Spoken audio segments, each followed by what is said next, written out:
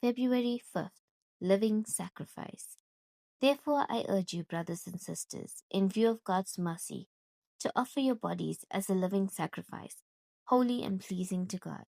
This is your true and proper worship. The expression living sacrifice is set up against the backdrop of the Old Testament sacrifices.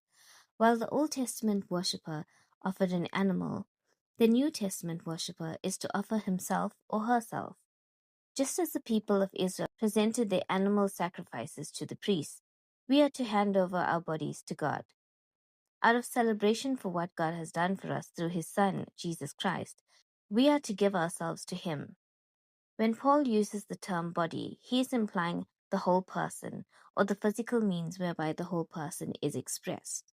A living sacrifice sounds like an oxymoron. A living sacrifice is more difficult to give than a dead sacrifice. A living sacrifice means something to us. It has intrinsic value. Dead sacrifices have no value. They don't mean anything to us. There were two living sacrifices recorded in the Bible. These two examples give us a clue as to what it means to offer a living sacrifice. Both were acts of worship. The first was Isaac. He was willing to put himself on the altar and would have died in obedience to God's will. Isaac died just the same. He died to self and willingly yielded himself to God's will. The second was Jesus. He was the perfect living sacrifice because he actually died as a sacrifice in obedience to God's will. What does it mean to be a living sacrifice? Asked a woman of her pastor.